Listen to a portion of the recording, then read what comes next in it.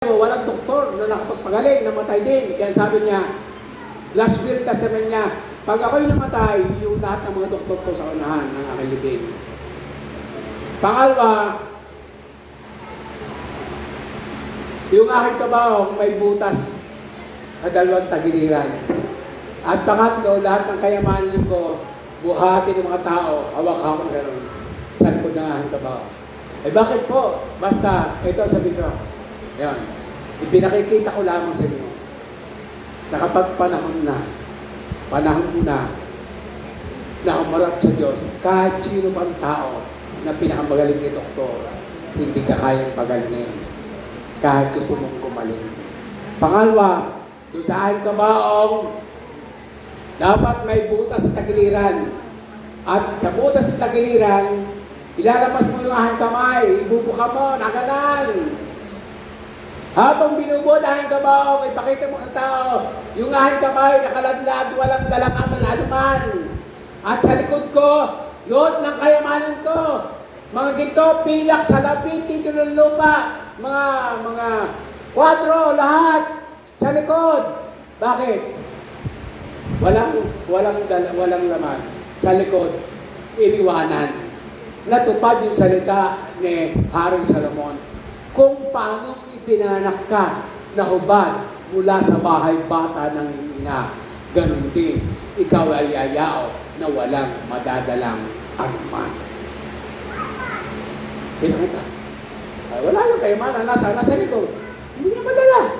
Yung karunungan niya, yung mga degree, mga titulo na lupa, wala na gano'n. Alright, kung may banta, mayroon pang banda, hindi niya lang. Eh, may gumanagawa nyo. Kaya, habang nasa mundo ka ito, piliin mo ang tamang daan.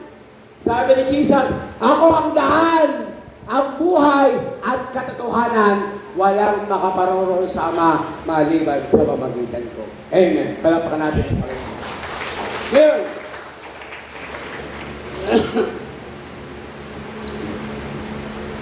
nasa letter C tayo. Third lesson na tayo. Una,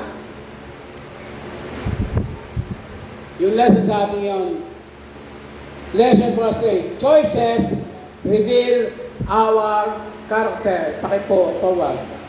Number 3, decisions are windows into our values and priorities. The choices we make reflect our heart and shape our future. Yung ating pagpili po, ay pinakikita dito kung anong ating ugali. At ang ating desisyon ay kumibintana ng ating mga value sa buhay at yung ano ba talagang inuuna natin. Ang pagpipili po na to ay naglalarawan ng laman ng ating puso at humuhubog ng ating kinabukasan. Yun ang sinasabi ng talata. 2, choose faith over sight and feeling. Ang pananampalataya, pagtitiwala sa Diyos ay higit mas nakatataas kaysa nakikita ng ating mga mata. O yung ating emotion, yung ating nararamdaman. Si Abraham ay nagbigay ng unang pagpili. Pero kahit ganon, tinanggapan niya ang mas malaking pagpapala. Okay. 3, wrong choices. Ang maling pagpili ay maaaring magdala sa espiritual na pagkawasak. Yung pakikiayon o yung kaaliwan ay maaaring maging halaga ng iyong kaluluwa. Si Lot ay pumili na mas malapit sa kanya ang Sodoma at Gomorrah. Kaya nung tumatakas sila, gunawin ng Diyos ang Sodoma at Gomorrah, yung asawa nila, nako, yung aking kayamanan, yung aking mga baka, tupa, asno, kambing, ay sabi ng anghel, huwag kang lilingon. Ang ginawa ng asawa nila, lumingon, naging haliging asin. Anong ibig sabihin ng haliging asin? Kristiyanong walang silbi. Tayo tinawag ng Bible, salt and light of the world. Pag sinabing salt, pinipreserba ang mundong ito para hindi pagunawin. Dahil ang isda, pag nilagyan mo ng asin, hindi na bubulok. Asin mong asin, magbubulok. Kaya hindi pa inaatulan ng Diyos ang mundong ito. Tayo na ito. Pero sabi ng 3 John, 2 John chapter 3 verse 9, hindi mapagpaliban ng Panginoon na gaya ng pagpapaliban ng iba, kundi siya ay mapagpahinuhod, kundi ang lahat ay magsipagsisi at ang lahat ay maligtas. Ay ng Diyos, ang sino may mapahama. Ay tumiis sila. Naging alisin. Ay, ano nangyari pa? Dahil pinili ni Lot ay mali. Ano nangyari sa kanyang mga anak na babae? Naging kaya-haya. Pag nung nagkasala si Lot, pati asawa niya at mga anak naging masama. Ano, sila yung makatakas. Ang sabi ng panganay, naku, ubusan lahi natin. Ba, dapat hindi pa wala lahi natin? Sabi ng panganay sa bunso. At sabi ng panganay, lasingin natin si tatay. At pag lasingin si tatay, sisiting ako sa tatay para hindi mawala ang lahi. Kaya ang ginawa nila, yung tatay, nilasing. At yung gabi na, sumiping yung panganay sa ama. At sabi ng Bible, sinipingan ng ama yung panganay. Pangalawang gabi, sabi ng panganay, nakasiping daw si tatay, ikaw naman, para hindi mawala ang lahi natin. O, nilasing mo sa tatay. Nilasing na, sumiping yung pangalawa. Pareho nagbuntis ng anak. Anak ng aking anak. Yung panganay, doon nagmula ang Moabita. Nakaaway ng Israel. Yung pangalawa, Amon. Doon nagmula ang lahi ng Amonita.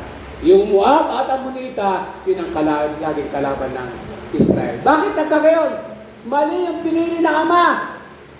Lumapit sa lugar ng moral value ay masama, kaya lumaki ang value ng mga bata na masama. Pag ang anak mo ay binayaan mo kasama ng mga takasalimutan ng moral value ay masama, huwag kang magtaka kung bakit ang anak mo ay pasaway o hindi sumusunod sa magulang. Sapagat yun ang impluensya ng sistema ng sanlibutan. Amen po ba? Bakit kayo tahimik? Parang wala akong kasama. Palakpag nga sa Panginoon. Matapos na po tayo. Ano? Number 4. Always choose the high road. Ito pong payo sa atin ng salita nyo. Ang high road, ang tamang daan, ay daan ng kapayapaan, daan ng pagpapakumbaba, daan ng pagtitiwala sa Diyos. Si Abraham, ang kanyang nilakaran ay ang tamang daan. Ngayon, number 5, God honor those who honor Him. Pinararangalan ng Diyos ang mga taong nagpaparangal sa Kanya. Amen ba?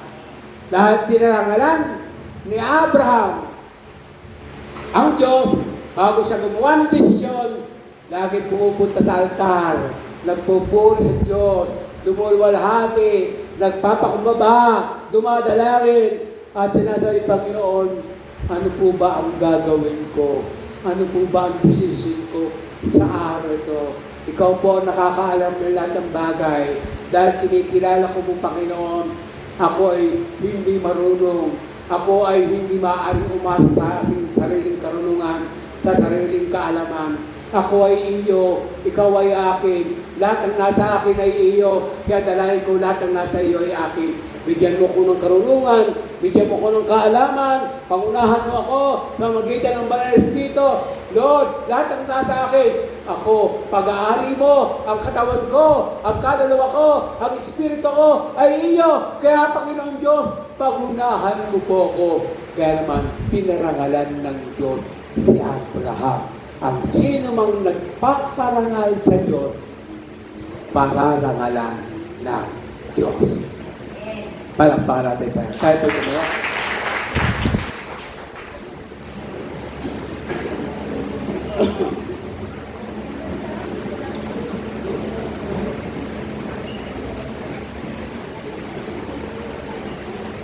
Kay buhay natuto. Palakpakan natin ang Panginoon dahil yan ay revelation ng Panginoon. Nais ko po bago tayo bago po bumaba sa pulpito, ipag-pray po natin ang Pilipinas. Ngayon ba?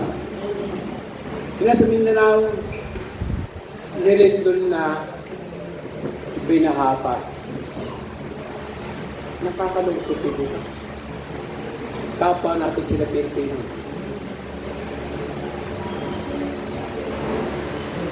Tapos na siya na. Nakakalungkot po.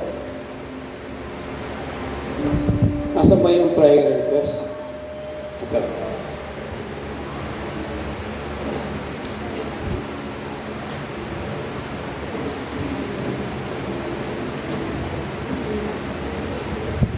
This place. Hindi yan ako. Brad,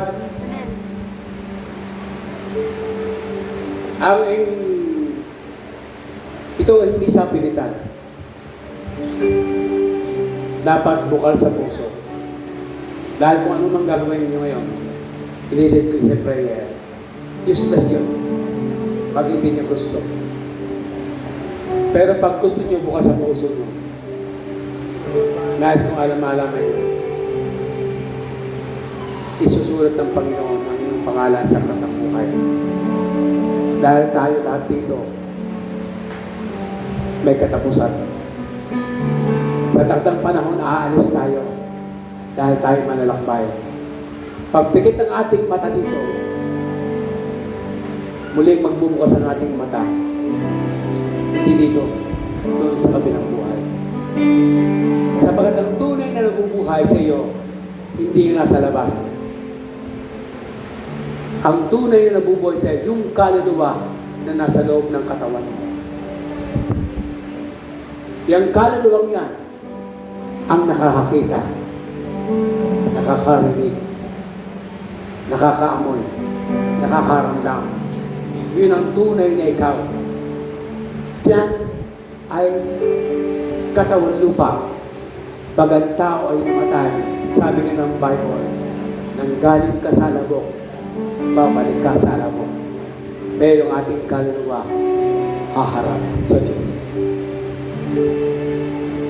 June 13. 13 ba yan? 14. Tandaan nyo sa isip nyo. Kung tunay nyo tinagap ang Panginoon, yun ang buwan at taon na masusulat ang pangalan nyo sa aklat ng buhay sa kalangitan. Ang gawain ito hindi biruan, hindi sa pilitan, kundi kung bukal sa puso mo na gusto mong tanggapin ang Panginoon, ang Panginoon pupunta sa puso mo. At sa bawat desisyon mo, sa bawat lakad mo, kasama ng Panginoon, gagabayan ka niya upang malaman mo ang tamang landas ng buhay sa mundong ibabaw. Lalo ngayon, napakasama ng sanlibutan. At sabi sa Lucas, pag tinanggap mo ang Panginoon, hindi reliyon, hindi ang victory, kundi ang Panginoon, libo-libong anghel ang nagkakatuwan sa kanila. Isang bagay ang masasabi ko sa iyo, mahal na mahal na mahal na mahal a trillion times, a quintillion times, and forever, mahal na mahal kayo ng Diyos. Higit kang mahal ng Diyos kaysa pagmamahal mo sa sarili mo, kaysa pagmamahal ng magulang mo.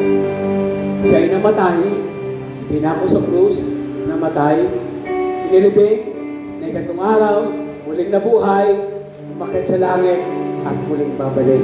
Dahil kung saan tayo naroon, babalik ang Panginoon para tayo kunin. Ano ba?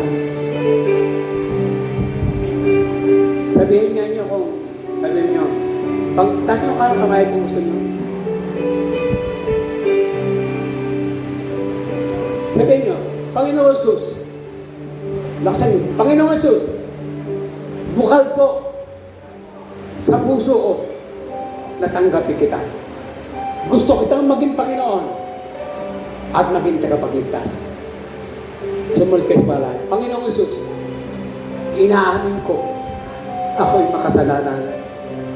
Hindi ko kaya iligtas ang aking sarili.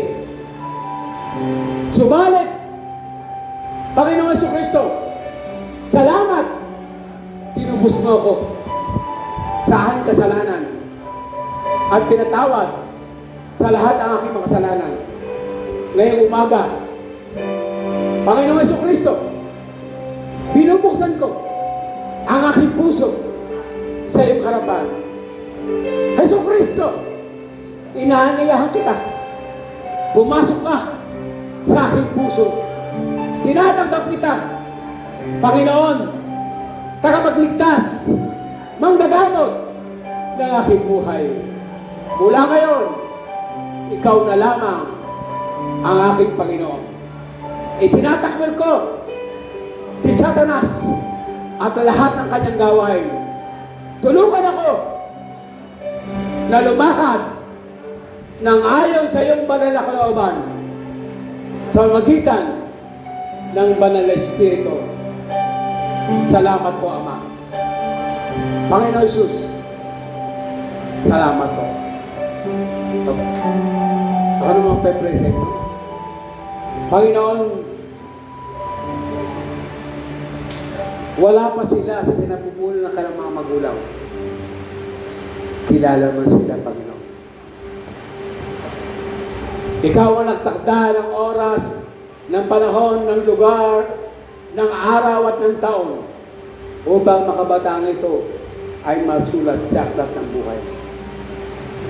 Dahil sila, Panginoon, ay kusang tumanggap sa iyo, sila'y target ng kaaway. At mula ngayon, dalayan ko, Ama, isend ko sa kanilang kalang guardian angel na siyang wawasak, dudurog, bubura sa lahat ng gawa ng kaaway. Protect them, Father God, in the mighty name of Jesus. And I pray, seal them by the Holy Spirit, O God. Tatakan mo sila sa kanilang mga puso ng banal na Espiritu. Ngayong umaga, Ama, sa pangalan ni Jesus, ipinagkakatiwala ko sa iyo ang mga batang ito mula ngayon. At sila'y patuloy na magsumikap na lumago sa pananampalataya at dumating ang takdang panahon kung hindi ka pa darating, sila'y magamit sa iyong pangalan. Even though now, a little child, you can use it because you are the one who created them. Even the young, the third, you use them. How much more these young people, you can use them. Father God, I pray that you anoint these young people. Use them. Receive! Receive anointing. Receive the anointing. Receive the anointing. Receive the anointing. Thank you, Father. Salamat po, Diyos.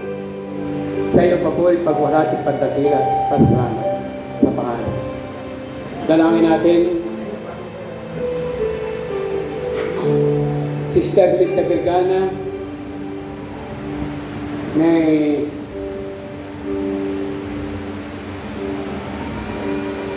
hinahabo ng hina. Mr. Dite may trangkaso.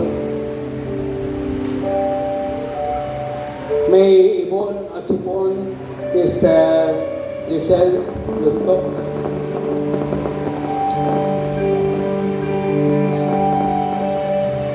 Sino po naniniwala ng Diyos natin mayroong magagawa? Yes. Palakpakan natin ang Panginoon.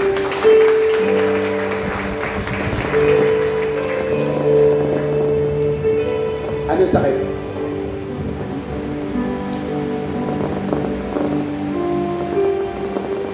Father God, in the mighty name of Jesus, abutin mo ang batang ito, ang mga batang malapit sa iyong puso.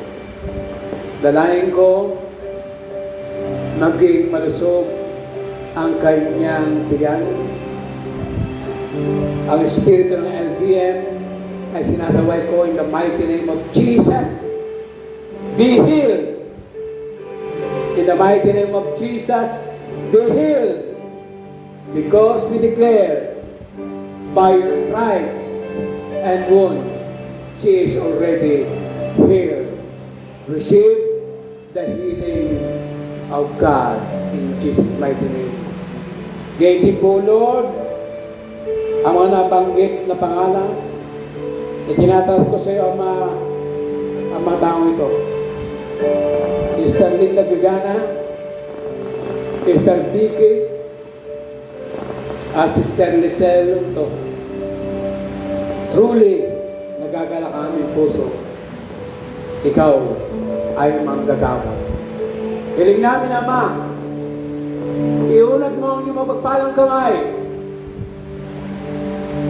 sa kanila, Panginoon.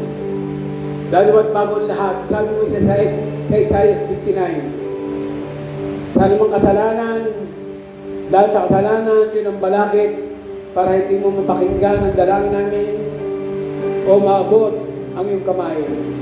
Panginoon, ako man, kaming lahat, o mga tao ito, ay nagkasala sa iyong harapan. Tapos puso namin hihingi ng patawaran sa iyo. Patawarin mo ang bawat isa. Ama, dalangin namin ang pag-abot ng iyong pagpalang kamay. Tanggapin nila ang kompletong kagalingan. By stripes and wounds, we declare they are healed right now in the mighty name of Jesus Christ. Amen. Ganun din po, Panginoon, natin sa loob ng bahay-sambahan na dinadalangin lang ako ng sarili o mga mahal sa buhay. Ikaw may likha ng aming katawan.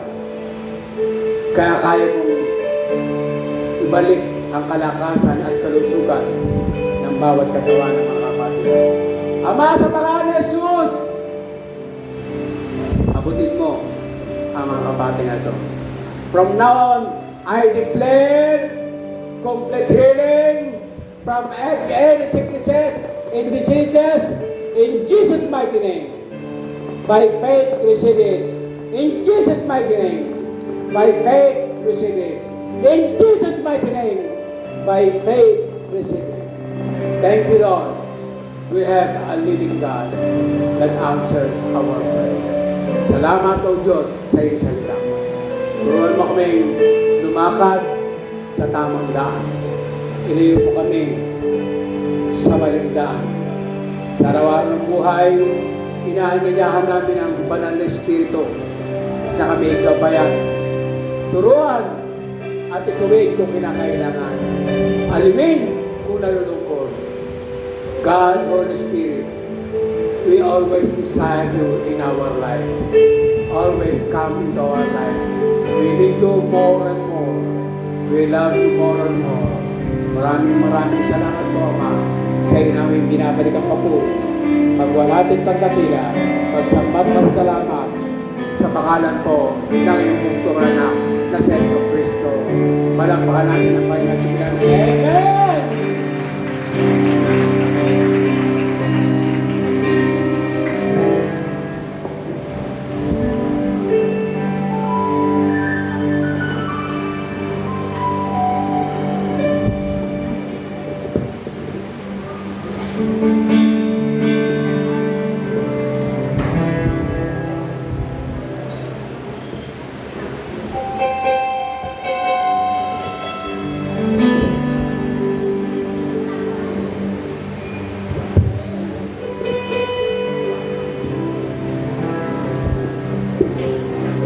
Praise God.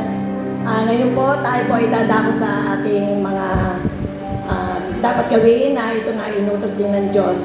Kaya po, wala natin kalimutan ang binibili ng Diyos na tayo magbigay para sa gawain nga ng Panginoon. Hallelujah, Lord. Kasi po, tayo po ay manalangin. Hallelujah, dakilang Diyos na makapangyarihan sa lahat. Sa pangalan po ng iyong anak na si Jesus, Panginoon, kami po ay buong puso nagpapasalamat sa umagang to, Panginoon, sa salita mo na aming napakinggan. Lord, salamat dahil ito ay isa rin napakaganda na pili namin ang nararapat namin piliin para sa aming buhay. Salamat sa lingkod mo na ginamit sa mga ganito, Panginoon, patuloy mo siyang patubayan, gabayan, Panginoon Diyos, pagpalain mo siya at ang kanyang buong sambayan. Lord God, maraming salamat po, O Diyos. At sa umagang to, Panginoon, narito po kami upang ganapin o gawin, sundin ang iyong kalooban, Panginoon Diyos, na idali namin ang kasampung bahagi, Panginoon, upang ito'y magamit sa bahay-sambahan, Panginoon. Lord, salamat dahil napakabuti mo sa bawat isa. Salamat, O Diyos, sa mga pagpapala mo. Salamat sa mga hanap buhay na binibigay mo sa bawat isa sa mga business, Panginoon. Lord, sinabi mo, O Diyos, na subukan mo kami, Panginoon, at ibubuhos mo ang lahat ng pagpapala, Panginoon, para sa aming lahat, O Diyos, na dumaganap at sumusunod sa iyong kalooban, Lord God. Baspasan niyo at pagpalain ang lahat ng malilikom sa umagang to, Panginoong Diyos, upang sa gayon ay may magamit at patuloy na ipalaganap ang salita mo sa bawat lugar na hindi pa naaabot, Panginoon Diyos. Kaya po, Lord God, sa umagang to, patuloy po kami nagpapasalamat sa kabutihan mo, O Diyos. Maraming salamat. Ito po ang samot dalangin namin sa makapangyarihang pangalan ni Jesus. Ang lahat ay magsabi ng Amen.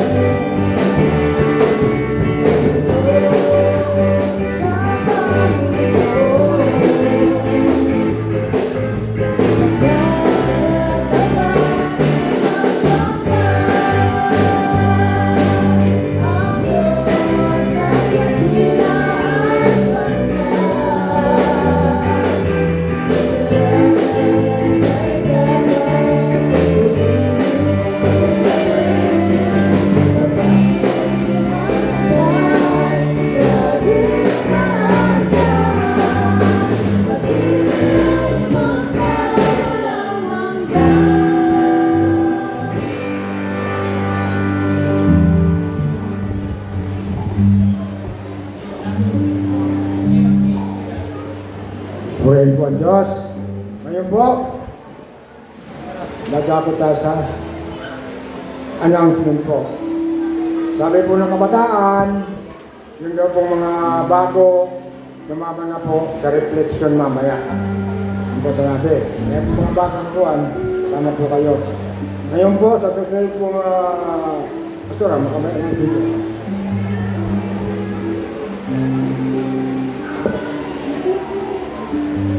Praise God. Mababago po yung schedule ng ating prayer and fasting. Ang prayer and fasting po natin ng mga elders, deacons, at yung ating mga Bible study teacher, it is a must. Every third Sunday na po. So, maaari po kung nandito lahat ng deacons, lahat ng elders, lahat ng mga teachers, yung mga Bible study teachers, please, third, hindi na yung Sabado pa rin, ano? Third Saturday, ngayon na nga, ngayon, Sabado na. Ngayong Sabado na po ang ating prayer and fasting at ang kabataan daw ay fourth Sunday. Hihiwalayin na daw po. Kaya, nawa po ay mangarapin kayo. Ito naman po yung monthly lang, kaya gawin po natin, lalo po sa panahon ito. Ano po? Sige po, sino ba ang Bishop, kayo pala ang, Brother Poggy, wala na ba? Ay, salamat nga po pala doon sa mga patuloy na naglalagay sa ating lot fund. Huwag po natin ititigil, ano? Huwag po natin ititigil. Dire-diretso lang po. Pati sa mission natin.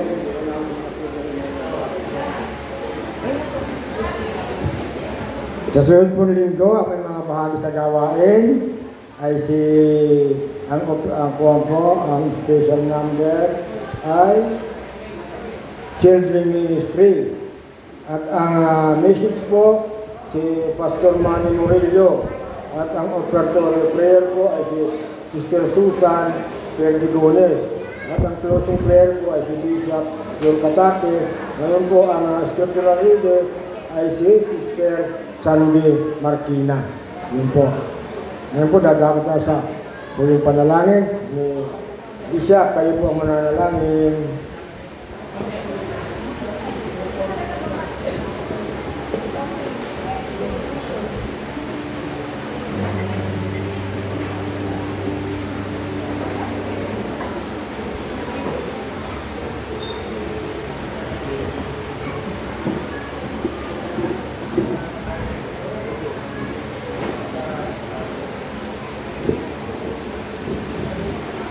Purihin ng Diyos. Salamatan natin ang Panginoon. Awitin nga natin yung to God be the glory.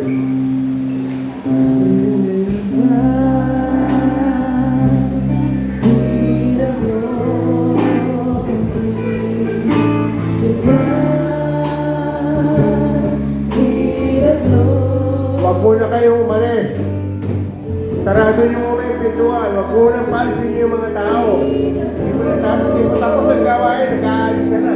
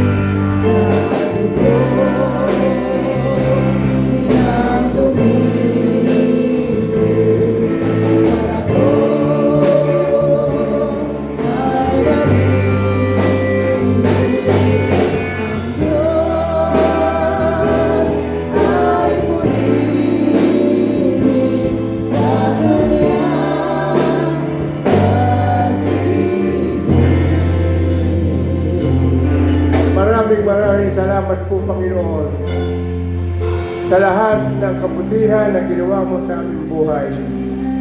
Panginoon, salamat po, ang napili po naming daan ay tamang daan.